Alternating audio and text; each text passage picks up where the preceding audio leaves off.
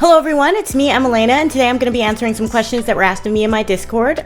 This is the second video I've made answering questions pertaining to my schizophrenia, and I wanted to do this because I frankly like answering the questions. I like to educate people on this topic. It's something that has followed me my whole life, so obviously being able to share my experiences with others, it helps me get things off my chest, so to speak. So the first question is, do you think schizophrenia has impacted your spiritual views? No, actually, schizophrenia hasn't impacted my spiritual views. What impacted my spiritual views was having a near-death experience. Now, prior to this NDE, I was an atheist. I was an atheist basically my whole life. I never really believed in God or anything like that. I always pondered maybe if, what if there could, but it was never relevant to my life. I'm more worried about paying my bills, and when I was a teenager, I was more worried about hanging out with my friends and doing drugs or whatever. I was not worried about God and religion or anything like that. And then I had an NDE, and that basically made me believe in God and believe in life after death. But there was a time when I felt mildly delusional with some of my beliefs. Like, looking back with some of my beliefs, I could have became really religious, but it just never took. Okay, and the follow-up to that is, do you think your schizophrenia has shaped the way you see culture and religion? Like, do some religious practices look like symptoms? Yeah, some religious practices do look like symptoms to me. They are very ritualistic. They seem that some religions believe in really whack shit. I'm not gonna lie, I'm not gonna sugarcoat it. They believe in some really funky shit that doesn't make sense. A lot of people use their religion to justify hatred and bigotry, which is, it almost seems like symptoms to me, because like they believe, like there are certain people who believe that they're the one, that God talks to them, and I'm like, if you're hearing voices, it's probably not God talking to you, and it's much more likely that you have schizophrenia or one of those disorders where you can hear voices. Do you think your schizophrenia helps you notice things other people would miss? Yes, and that's because I have heightened perception. So an example of this would be, like, I've been at parties before or out at movies or wherever, just out with people, and I've noticed something wrong, like a disturbance, so to speak, and they didn't.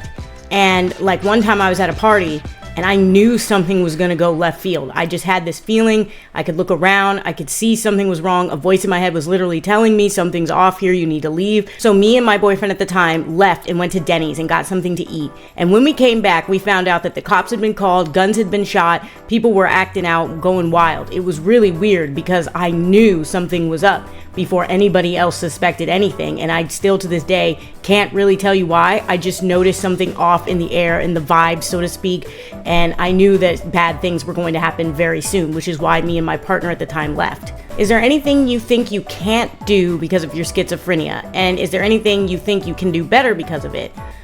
I'm not sure how to answer this one. I think, like, it's hard for me to have certain conversations because of my schizophrenia. I think it's hard for me to integrate into culture, into the mainstream culture really well because of it. It's hard for me to make friends because of it. And is there anything you think you can do better because of it? I think, like, I'm creative because of it, and like I write a lot and I can come up with really cool storylines because of it. Has it gotten better or worse with time? Better. Over time, it's gotten a lot better. When I was younger, I didn't know how to navigate these symptoms or deal with anything, but as I've grown and changed and gotten more experienced, I've been able to handle and manage my symptoms way more. So it's definitely gotten better with age. Although I will say that there was a time when the symptoms got a little out of control because they were not treated properly.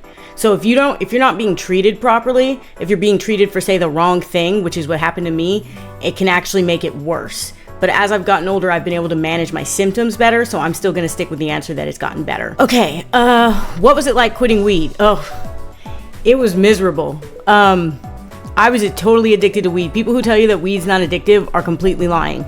It was a miserable experience quitting weed because I just kept craving it all the time, over and over again. And like, I relapsed so much. And the thing is that I used to tell myself that weed helped me with my symptoms. It does not help me with my symptoms. It makes my symptoms worse. What it does is it makes the voices a little, like, it seems to make them quieter, but then they say more wild shit, and it makes me have disorganized thinking all over the place, where I'll just talk and say random things that don't make sense to anybody around me. My boyfriend told me that sometimes it's funny, but it's also can be annoying at times. Weed it's not good for people with schizophrenia to smoke weed. Some people can get away with it, but not all. I would say most can't get away with it. It was like a roller coaster. It was like some days were fine and other days I really needed it and I had to have it and I didn't know what to do without it. And like, I felt like it had become such a strong part of me for so many years because I spent so many years being a stoner. And weed also makes you lazy and it makes you okay with being bored. So you just sit there and do nothing with your life. And that's what I did for very many years.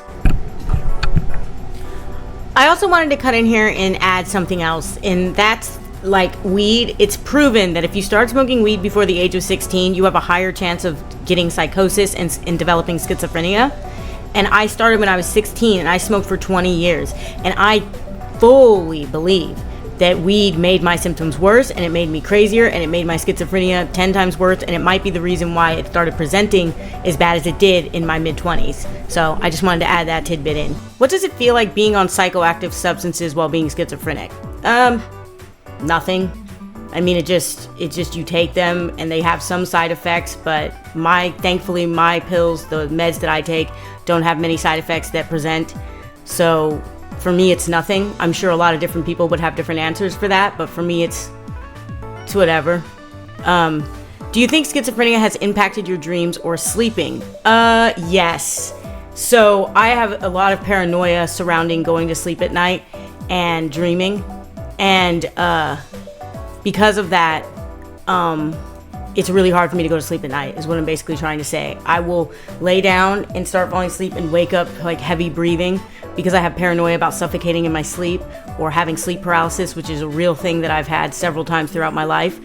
And I think the heightened paranoia is because of the schizophrenia.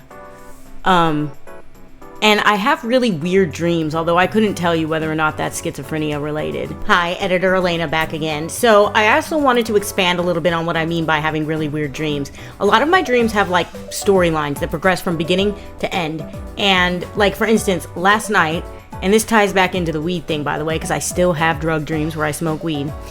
I went to a store and I bought lipstick in the dream that had a marijuana leaf on it. And the guy said it was like marijuana lipstick, right? And as I was on my way back home from the store, I saw a guy crash into the house of another person. Those people, they started fighting, yelling and screaming at each other. I go into my house, which actually it was my childhood home. I go into my house and there's like a guy there that I'm talking to, telling him about what I saw. And like my family members are there, but I can't really remember which family members or what they look like or anything like that. They might have just been made up family members because that's pretty common in my dreams. I'll just have made up family members. And I remember telling him about the argument that was going on outside. And then the woman who was arguing comes in and she starts talking about it. And it's kind of like chaotic.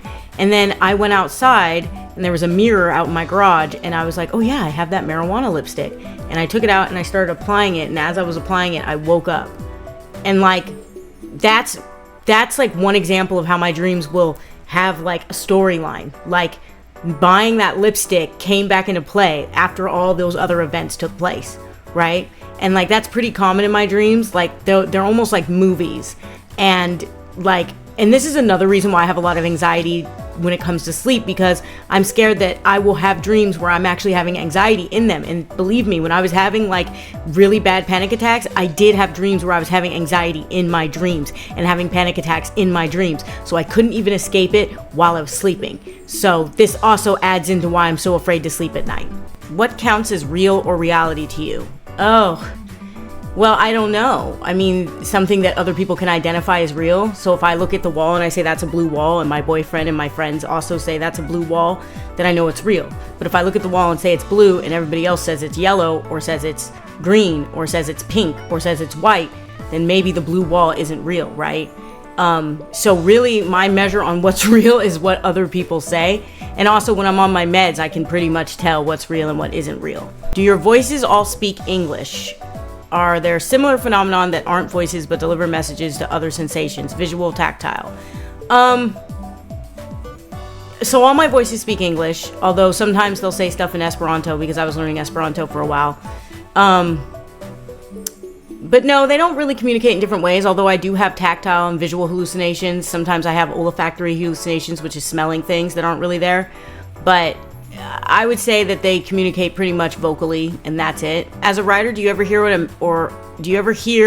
or imagine what your characters sound like? Yes. I think a lot of writers do that though. Like, I don't think that's like because I'm schizophrenic. I think a lot of writers have a big imagination and they're able to imagine what their characters look, act, feel, sound like, and everything like that to a deep degree. Are there any non-medical things that help with symptoms, like comfort foods, or music or activities? Yeah, music is a big thing that comforts me. Not so much with foods. I have a pretty unhealthy relationship with food, where I just see food and I want to eat it all the time. I'm on a pretty restrictive diet right now that keeps me from overeating and binging, basically. So I would say there's really no comfort foods that help with my symptoms, but music does a lot. In fact, I sometimes hallucinate when I hear music. Like, I'll see geometric patterns, or I will hear sounds, but also see the sounds, which is really hard to explain. But like sometimes the wires cross and I can see music and I can hear colors and things like that. And those things comfort me at times when I'm listening to a song I really like and I can feel and see like the notes of the songs and things like that. And that's actually all the questions. This is going to be a pretty short video because it was just like a couple of people who asked questions. Not many people participated this time around. Thank you guys for watching. And if you like the video, go ahead, like and subscribe. If you have any other questions you'd like to ask me, go ahead and leave them in the comments below. And I'll see you next time. Have a great day.